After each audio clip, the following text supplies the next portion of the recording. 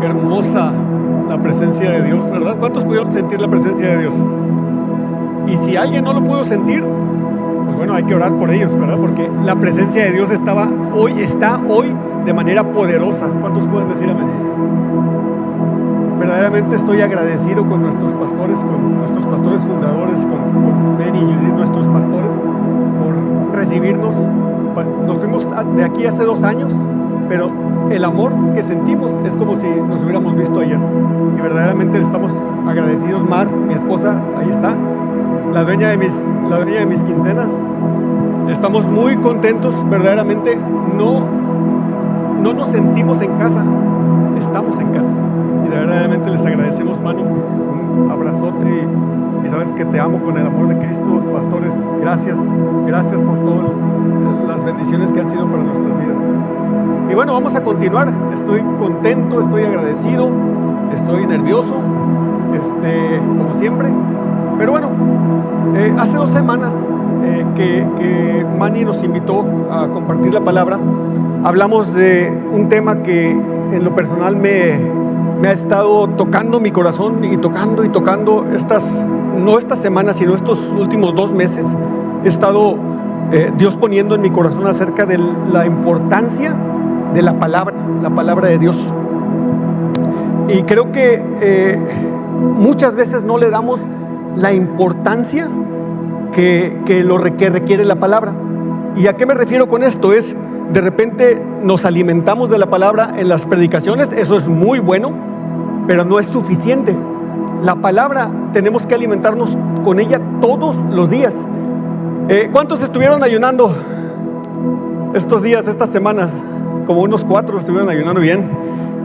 Nosotros también nos estamos congregando, vivimos desde hace 2 años, somos de aquí está nuestra casa, pero tenemos 2 años viviendo en Toluca. Espero que todavía no se me haya pegado mucho el acento. Pero me encanta, allá hay hermanos hermosos también y ojalá y tengan oportunidad de ir de algún día a visitarnos allá.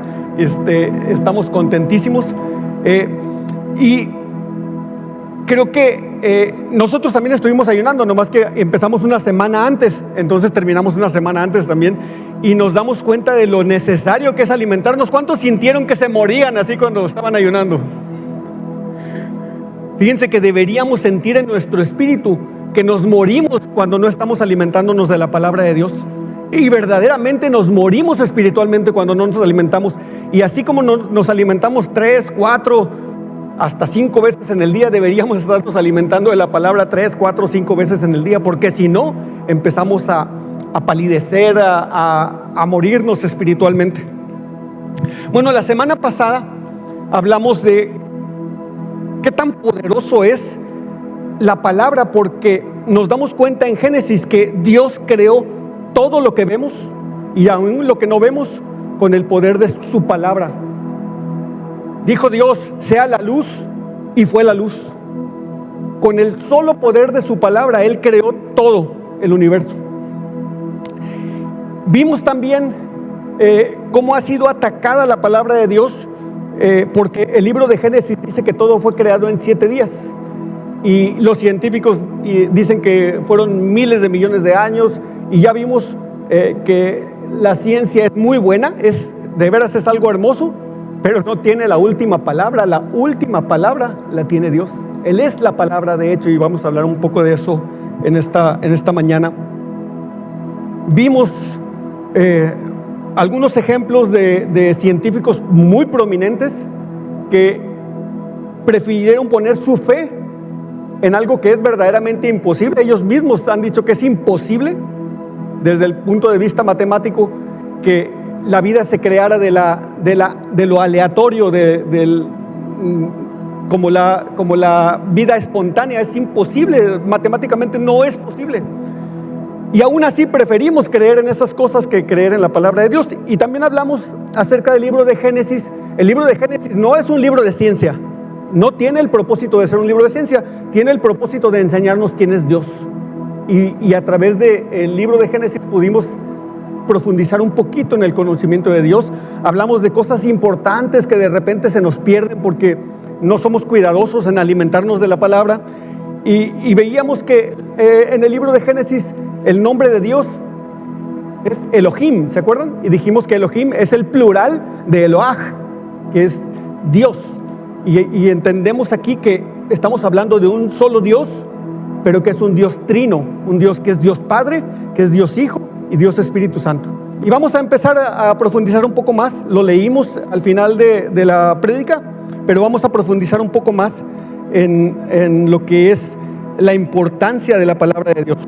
Y vamos a buscar en nuestras Biblias, en Juan 1:1 al 5, y vamos a leerlo. Juan 1, versículo 1 al 5 dice: en el principio era el Verbo, y el Verbo era con Dios, y el Verbo era Dios. En el principio con Dios. Todas las cosas por Él fueron hechas, y sin Él nada de lo que ha sido hecho fue hecho.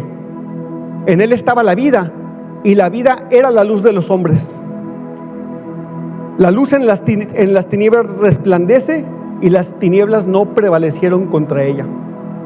Vamos a ponernos en las manos de Dios, vamos a orar. Padre, gracias Dios por esta hermosa iglesia local, Señor. Una iglesia, Señor, de hombres y mujeres imperfectos que aman y sirven a un Dios perfecto. Gracias, Dios, porque a pesar de nuestras faltas, de nuestras debilidades, Dios, tú te manifiestas de una forma poderosa, Señor. Te pedimos en esta mañana, Dios, háblanos, muéstranos, Señor, más de ti. Queremos conocerte más. Queremos, a través de ese conocerte más, Dios, amarte más. Queremos servirte mejor, Dios. Queremos servirte con excelencia, porque tú eres un Dios de excelencia, Señor. Y solamente somos siervos inútiles, Dios, tratando de seguir a un Dios perfecto. Y aún como somos imperfectos, tú nos amas, nos perdonas, nos lavas, Dios, y te revelas a nosotros, Dios. Te doy gracias, Señor, y te pido que toques nuestros espíritus en esta mañana, Señor. Háblanos, Dios, que nuestros corazones ardan de amor por tu palabra, Dios. Te doy gracias en el nombre de Cristo Jesús. Amén. Vamos a ir desmenuzando poco a poco este texto y vamos a regresar al versículo 1 que dice: en el principio era el Verbo, y el Verbo era con Dios, y el Verbo era Dios. No lo hagan en este momento, pero cuando lleguen a sus casas lean el versículo 14, que hoy no lo vamos a ver, pero nos dice Juan exactamente, no deja lugar a dudas de quién es el Verbo. El Verbo es Jesucristo. La palabra es Jesucristo. De hecho, en la traducción de lenguaje actual dice: antes de que todo comenzara, ya existía aquel que es la palabra. ¿Quién es la palabra? Jesucristo es la palabra. Dice, la palabra estaba con Dios y la palabra era Dios. Estas palabras iniciales del Evangelio de Juan tienen un notable paralelo con lo que vimos hace 2 semanas. ¿Se acuerdan? En el principio creó Dios los cielos y la tierra. Hay un paralelo muy, muy relevante entre lo que leímos en Génesis hace 2 semanas y lo que dice en este. Déjenme volverlo a leer. Dice, en el principio era el Verbo, y el Verbo era con Dios, y el Verbo era Dios. Nos encontramos con algo, está hablando exactamente de lo mismo. El término verbo es la traducción de la palabra griega logos. ¿Han escuchado esa palabra logos? Se usa muy comúnmente todavía. Y verbo o logos significa hablar. Yo en este momento estoy hablando, estoy ejerciendo logos.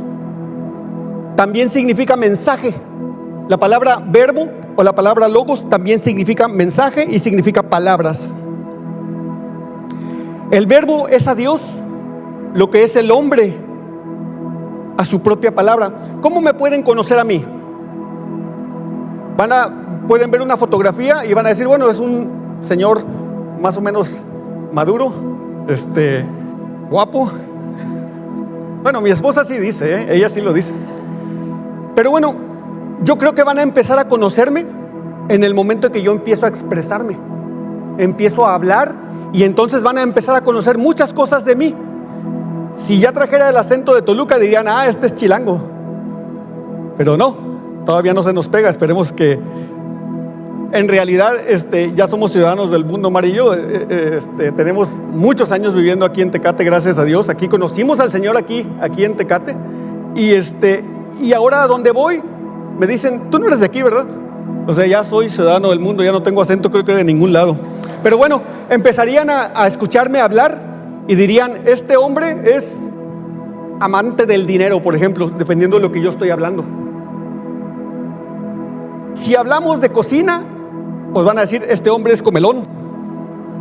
Depende de lo que nosotros expresamos, es lo que hay dentro de nosotros. Nuestras palabras dicen mucho de quiénes somos. Y hay algo que nos confronta. ¿Qué tan seguido hablamos de Dios nosotros a las personas? ¿Qué tan seguido le hablamos a las personas? Y déjenme decirles que esta palabra me confronta a mí. ¿Qué tan seguido hablo de Dios? Porque si Dios está en mí, entonces yo voy a hablar de Dios. Entonces, la palabra es la manifestación o expresión de nosotros mismos. Es como la gente nos puede conocer. Puede conocernos físicamente, pero eso no les va a decir prácticamente nada de nosotros. Es algo muy general. Pero si nos empiezan a escuchar hablar, van a saber mucho más de quiénes somos nosotros en realidad. Aquí la contribución de Juan, de Juan el Evangelista, es mostrarnos primeramente que el verbo existía desde antes de la creación. Antes de la creación ya existía el verbo, ya existía la palabra, ya existía Jesucristo. Y de hecho ni siquiera deberíamos de decir existía, porque se acuerdan que dijimos que existir limita las cosas. Existir, dice, es solamente para que algo exista, dijimos, tiene que tener dimensiones. Esta botella existe porque tiene dimensiones, tiene alto, ancho, profundidad, y está en un tiempo específico. En este momento aquí está, entonces esta botella existe. Dios no existe, Dios es, porque Él no está sujeto ni al tiempo ni al espacio. De hecho, Dios es el creador del tiempo y del espacio. Entonces no podríamos decir que Jesucristo existe, Jesucristo es. Entonces podemos, y Juan nos expresa que en el principio era el verbo. Hagan de cuenta que en el momento que empezó a existir el universo, cuando fue creado el universo, Jesucristo ya es. Jesucristo no tiene principio, no tiene fin. Es algo que nuestras mentes finitas no alcanzan a comprender del todo, porque somos limitados en nuestro conocimiento y en nuestro entendimiento. Aunque se usa en un tiempo verbal pasado, la idea de esto es continuidad.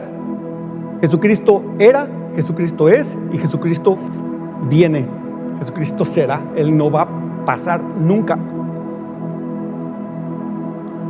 El verbo que es ahora es el verbo que era antes y es el verbo que vendrá y hará cosas nuevas. Él va a venir y su palabra lo dice, que Él va a venir y va a hacer un cielo nuevo y una tierra nueva. ¿Cuántos pueden decir amén?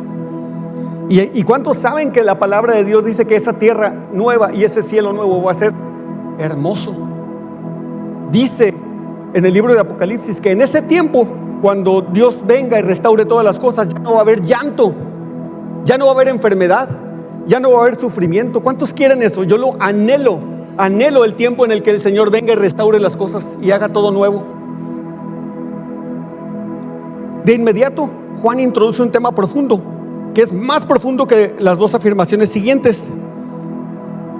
Hay una preposición griega que se usa en la parte del texto que dice el verbo era con Dios.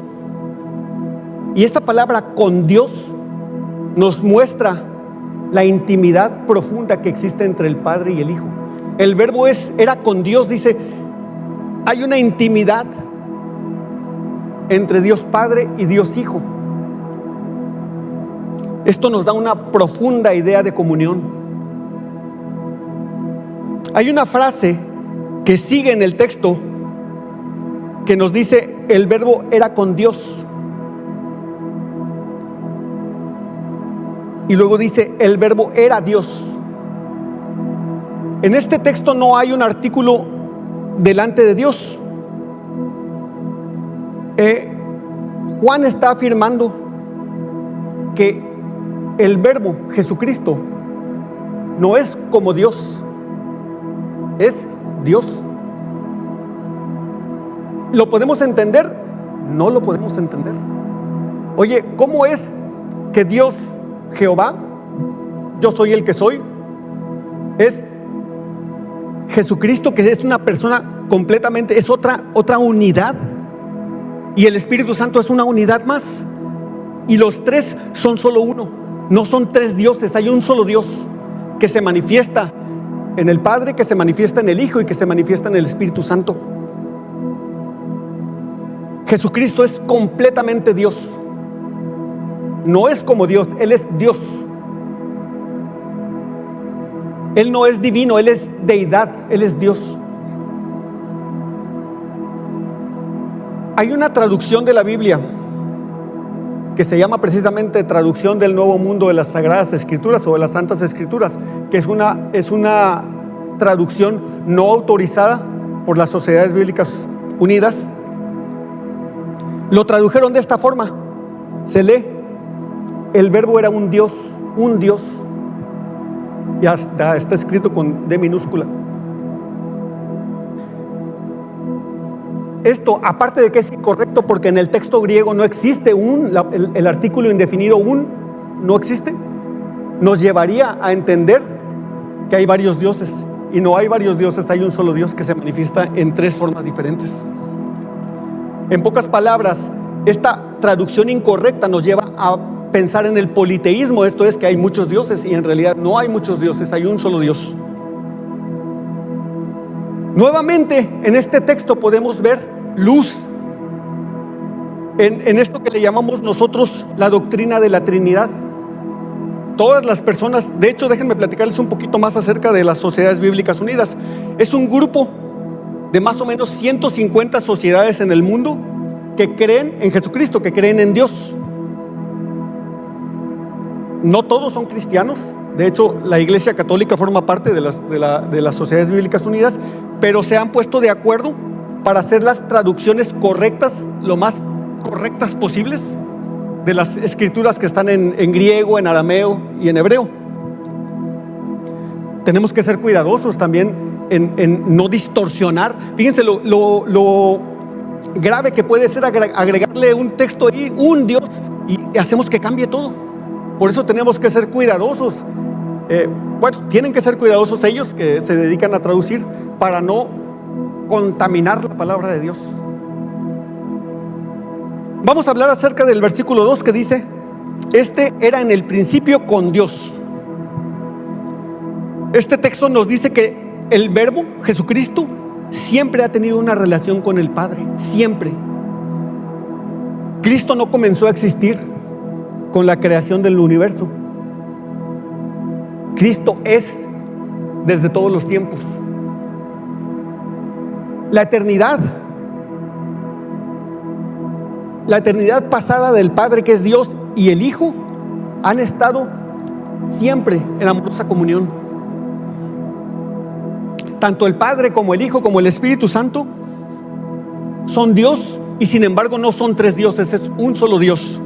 De hecho, lo podemos leer, no lo busquemos, pero Deuteronomio 6:4 dice: oye Israel, Jehová nuestro Dios, Jehová uno es. ¿Cómo podemos entender esto? Pues no podemos. Tendríamos que ser como Dios para poder entender a Dios. De hecho, su palabra dice que como son más altos los cielos que la tierra, así son más altos los pensamientos de Dios que nosotros. Y de repente nosotros somos tan necios y orgullosos que queremos entender a Dios y que queremos decir, hay algunas personas que llegan a decir, pues Dios no existe. Creo que esa es una de las posiciones más necias que puede existir en el universo. Porque para poder decir no existe Dios, tú tendrías que ser Dios y conocerlo todo y saberlo todo. El versículo 3 dice: todas las cosas por Él fueron hechas, y sin Él nada de lo que ha sido hecho fue hecho. ¿Alguna vez alguien se ha preguntado qué es la nada? ¿O alguna vez alguien se ha preguntado por qué existimos? Cuando yo era muy pequeño, no sé, tendría 3 o 4 años, era una de las preguntas que me atormentaba. Yo decía en mi mente: yo no conocía a Dios, recibí a Dios hasta que tenía 38 años. Creo, en realidad conocí a Dios a los 38 años, pero yo decía en mi mente pequeña y finita, pequeña en tamaño y pequeña en capacidad, ¿no? Decía, si Dios creó todo, ¿quién creó a Dios? Y me torturaba esa pregunta, no me la podía explicar, y al final me daba temor hacer esos razonamientos. Cuando llegué a conocer a Dios me di cuenta que en realidad, pues bueno, Dios es Dios, o sea, yo no puedo, mi mente no alcanza a entenderlo. Y tenemos que aceptar que Dios es el creador de todo y a Dios no lo creó nadie. Es algo bien tremendo y a lo mejor nos asusta. Dios no lo creó nadie, Dios no existe, Dios es. Desde antes de que este universo existiera, Él ya es. Y cuando esto pase, Él es. La respuesta para nosotros que somos cristianos es Dios. Dios es la causa de todo. Dios es el creador de todo. Y este Dios utilizó el poder de su Hijo, el Verbo, la palabra, Jesucristo. Es el agente de la creación. Él es el agente creador. Vamos a ver lo que dice Colosenses 1 del 15 al 17.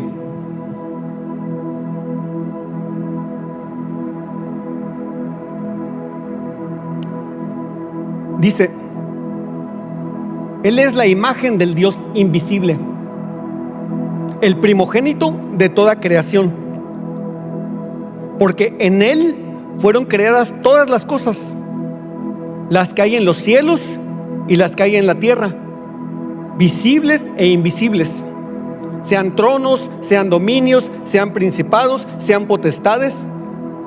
Todo fue creado por medio de Él y para Él. ¿Para qué fuiste creado tú? Para Él. ¿Para qué fui creado yo? Para Él. Todo lo que vemos, las estrellas, los mares, los gatos, los perros, las piedras, todo fue creado por medio de Él y para Él. Imagínense ustedes la majestuosidad de nuestro Señor Jesucristo. Existimos por Él y existimos para Él. Y dice, y Él es antes de todas las cosas, y todas las cosas en Él subsisten. ¿Por qué estás vivo hoy? Por Él. Subsiste este universo por Jesucristo. Primero, Jesucristo es la imagen del Dios invisible. Además del obvio significado de semejante físicamente, el texto nos dice que Él es una representación y una manifestación de Dios Padre. La palabra griega que se traduce aquí como imagen es la palabra eikon. Significa no solo la forma, sino más bien la sustancia o la esencia de alguien o algo. Entonces, cuando decimos que Jesucristo es la imagen de Dios, no estamos hablando que solamente se parecen físicamente. Son la misma sustancia, son la misma esencia del Dios viviente. Jesucristo le dijo a sus discípulos cuando le preguntaron, muéstranos al Padre y nos basta. ¿Qué les contestó Jesucristo? Tanto tiempo hace que estoy con ustedes y me dices todavía, muéstranos al Padre. Eso quiere decir que no habían entendido nada, como muchas veces nosotros no entendemos nada tampoco, ¿verdad? La supremacía de Cristo primero se muestra en su relación con Dios. Él es uno con su Padre. Él es la perfecta imagen, sustancia y representación de Dios. Segundo, se muestra la supremacía de Cristo en su relación con la creación. Él es el primogénito de todo.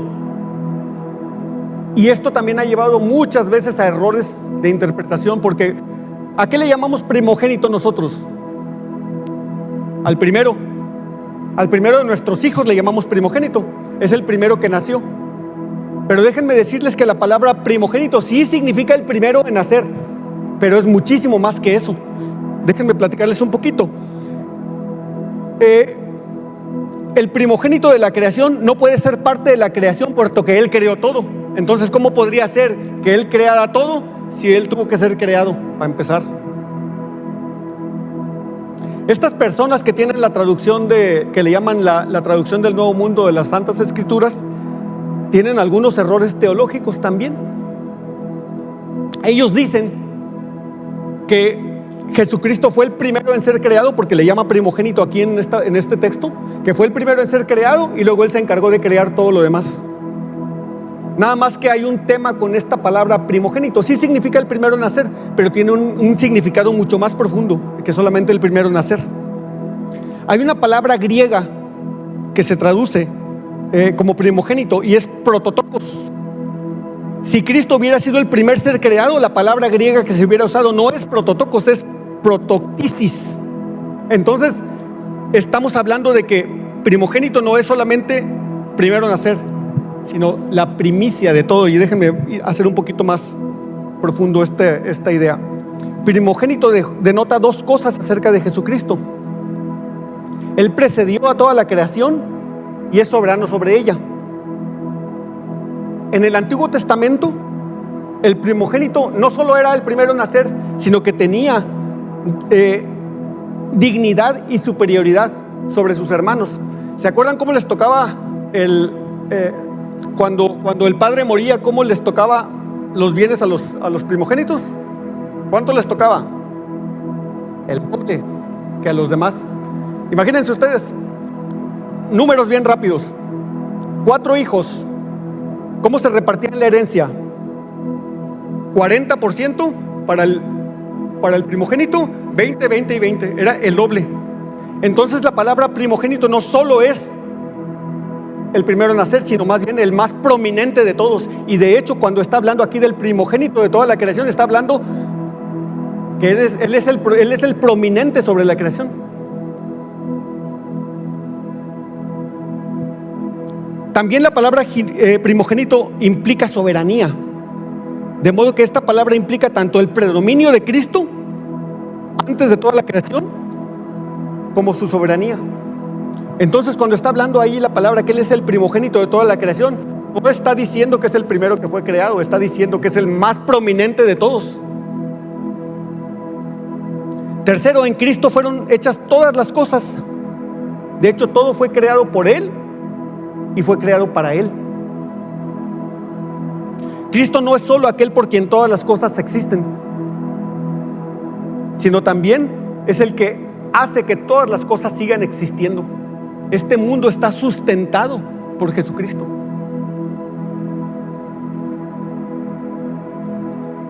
El versículo 4 de Juan dice: en Él estaba la vida y la vida era la luz de los hombres. ¿Qué es lo más valioso que tiene un ser humano? ¿Su carro? ¿Su casa? Nada de eso tiene sentido si uno no tiene vida. Muerto, ¿para qué te sirve todo lo material? Para nada. Entonces lo más valioso que tenemos es nuestra vida. Mucha gente piensa que vale porque tiene una casa, o porque tiene un carro, o porque tiene un avión, o porque tiene muchas posesiones. Lo único verdaderamente valioso que tenemos es nuestra vida. Sin nuestra vida todo lo demás pierde absoluto sentido. No tiene ningún sentido si no tenemos vida. Juan afirmó que en el sentido más profundo la vida está en Cristo. Nuestra vida espiritual, nuestra vida física está en Él, en Jesucristo. Jesús, que es la fuente de la vida, es también la luz de los hombres. Hablamos un poquito hace 2 semanas acerca de la luz. Dijimos que las tinieblas es la falta de luz, y en cuanto hay luz, las tinieblas desaparecen. En Jesucristo está la vida, y Jesucristo es la luz de los hombres. La luz en la Biblia generalmente se utiliza como emblema de Dios. Normalmente hablamos que Dios es luz y las tinieblas son Satanás. La luz ataca las tinieblas y las tinieblas no pueden prevalecer contra la luz. No puede existir las tinieblas si hay luz. Las tinieblas también representan en la Biblia la muerte, el pecado, la ignorancia, la separación con Dios. Isaías describió así la llegada de Jesucristo. El pueblo que andaba en tinieblas vio gran luz. El pueblo que estaba muerto en sus delitos y pecados vio la luz de Jesucristo. Yo, Armando, estaba muerto en mis delitos y pecados hasta que llegó la luz de Jesucristo a alumbrar mi vida y me mostró todo lo malo que había en mí y me lo sigue mostrando. Pero la luz, si nosotros estamos en la luz nos va a mostrar la oscuridad que hay en nosotros y podemos deshacernos de esa luz, de esa oscuridad, perdón. El versículo 5 dice: la luz en las tinieblas resplandece y las tinieblas no prevalecieron contra ella. La naturaleza de la luz es brillar.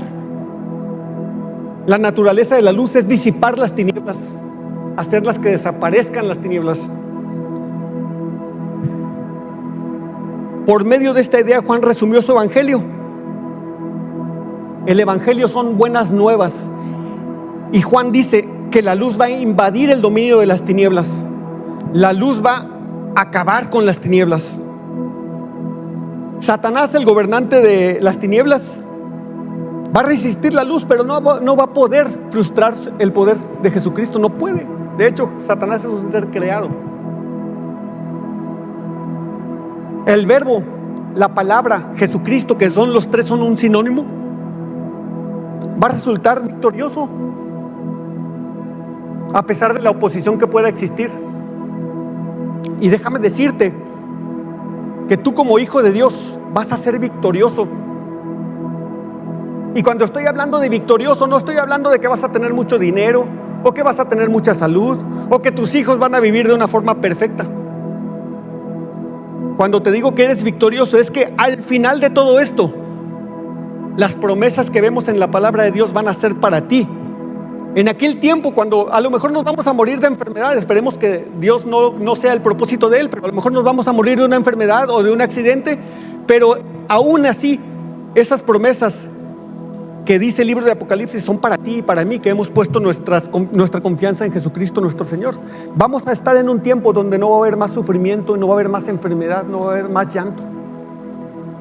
Y de esas promesas nos agarramos. Karl Barth fue un famoso teólogo del siglo XVIII, en el siglo XIX. Este señor dijo: Jesucristo es la palabra revelada de Dios.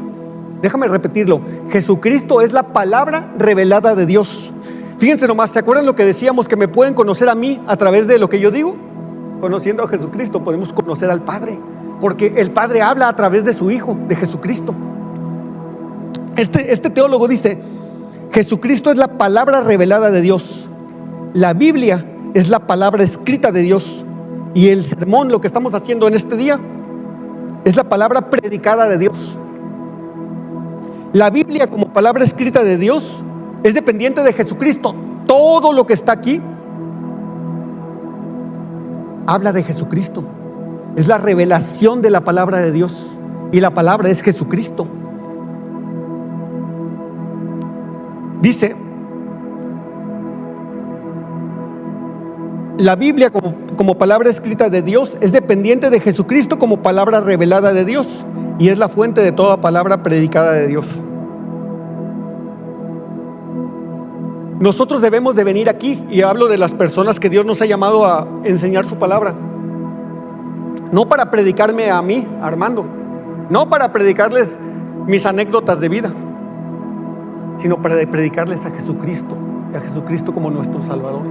Ese es el propósito y esa es la función de que nosotros estemos aquí, que podamos conocerle a Él más, que podamos amarle a Él más.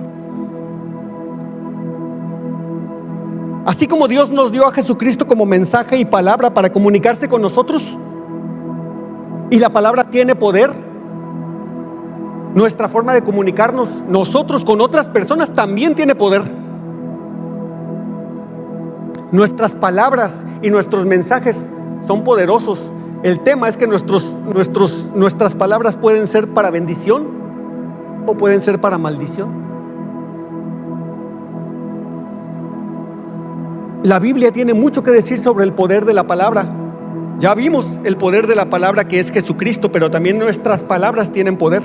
Vamos a ver unos cuantos textos que hablan de esto. Proverbios 18, 20 y 21. Proverbios 18, 20 y 21. Dice: del fruto de la boca del hombre se llenará su vientre, se saciará del producto de sus labios. La muerte y la vida están en poder de la lengua, y los que la aman comerán su fruto. Este mismo texto en la traducción del lenguaje actual dice, fíjense nomás lo que dice: cada uno recibe por sus palabras su premio o su castigo. La lengua tiene poder para dar vida y para quitarla. Los que no paran de hablar sufren las consecuencias. ¿Cuántas veces somos ligeros de expresarnos?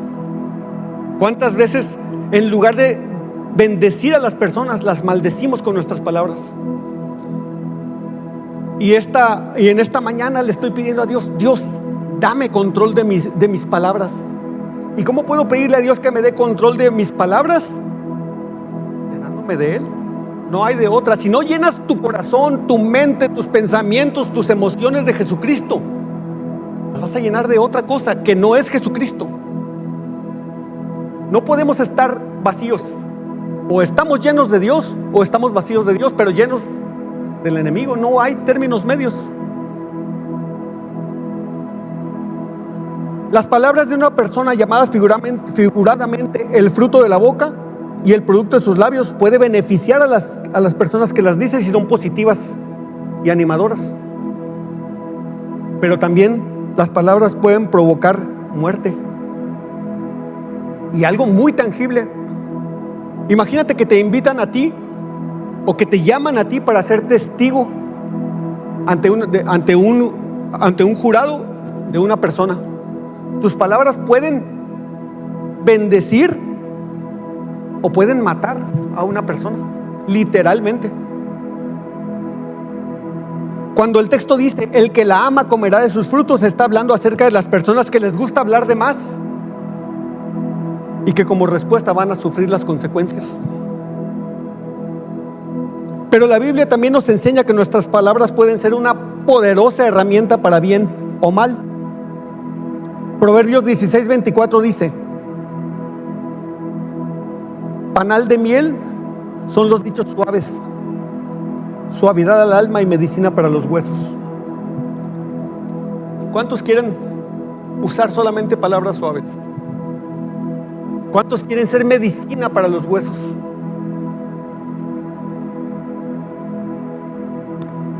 Dichos suaves son palabras expresadas, agradables, dulces, que acarician el alma. Debemos expresar palabras agradables, dulces a nuestros cónyuges. ¿Cuándo nos damos el tiempo para expresar palabras agradables a nuestro cónyuge? Y muchas veces nosotros como hombres, que somos ásperos porque fuimos creados del polvo de la tierra, le decimos: es que tú ya sabes que te amo, no necesito estártelo diciendo. Sí, tenemos que estarle diciendo a nuestras esposas que las amamos. Sí, mujeres tienen que estar orando por sus maridos y bendiciéndolos. No lo que ven nuestros ojos, sino lo que Dios dice acerca de nuestros maridos y nuestras esposas. Bendecir a nuestros hijos. ¿Cuántos de nosotros no vivimos una infancia en la que nos decían nuestros padres: eres un inútil, no vas a hacer nada en la vida? Y estábamos profiriendo palabras de maldición contra nuestros hijos. Si tú fuiste una de esas personas que vivió esto, tú puedes sanar.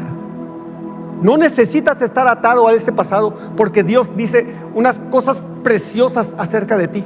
Dice que eres la niña de sus ojos. Proverbios 12, 18 dice en contraste: hay hombres cuyas palabras son como golpes de espada mas la lengua de los sabios es medicina. ¿Te imaginas el golpe de una espada sobre tu cuerpo? Te puede matar. Literalmente las palabras expresadas de una forma tonta, de una forma necia, pueden matar la vida de tus hijos. Puedes matar la vida de tu cónyuge, puedes matar la vida de las personas que están alrededor de ti. Pero no tenemos que estar sujetos a esto, porque nosotros somos hijos de Dios. Y dice este mismo texto, dice: la lengua de los sabios es medicina. Nuestras palabras tienen poder y debemos usarlas sabiamente. Nuestras palabras pueden matar espiritualmente a las personas que están a nuestro alrededor, pero en contraste, podemos sanar el alma herida de un niño con palabras de bendición. Podemos sanar las vidas de nuestras esposas. Puede ser que nuestra esposa haya tenido una vida difícil en su infancia, pero nosotros podemos bendecir su vida, cancelar todas esas palabras de maldición que recibimos. También la palabra nos conduce a la salvación. Fíjense nomás el poder de la palabra. Santiago 1:18 dice: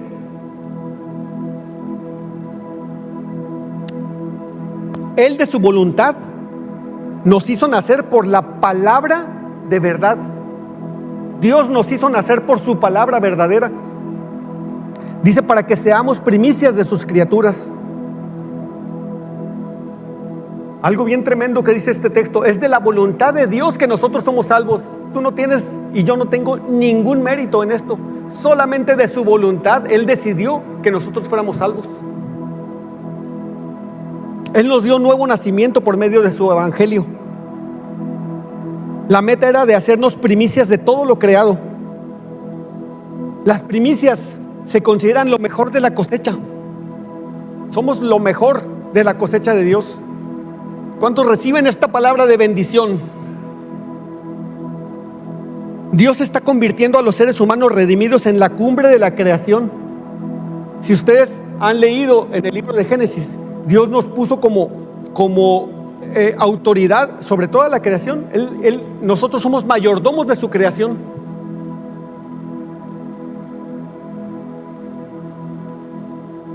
Primera de Pedro 1:23 dice: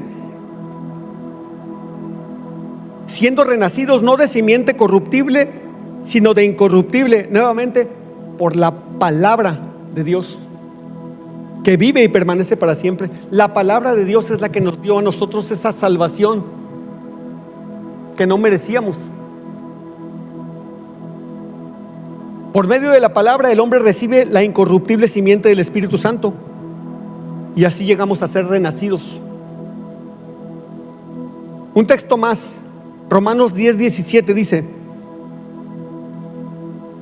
así que la fe es por el oír, y el oír por la palabra de Dios. ¿Cómo le hacemos para que nuestra fe crezca? Obviamente le pedimos a Dios: Señor, auméntame la fe. Me encanta ese texto donde estaba un hombre que Jesucristo le dice: si tuvieras fe, y él le dice: Señor, ayúdame en mi incredulidad. Le podemos pedir a Dios que nos ayude en nuestra incredulidad, pero aquí este texto nos dice que la fe viene por el oír la palabra de Dios. ¿Quieres que tu fe crezca? Métete en la palabra de Dios, profundiza en la palabra de Dios. Pablo aquí reitera la conexión entre la fe y el escuchar el mensaje, e identifica este mensaje con la palabra de Cristo. Cristo es la razón de todo. Cristo es el creador y el propósito de la creación. Con esto termino. Salmos 119:11. En mi corazón he guardado tus dichos para no pecar contra ti.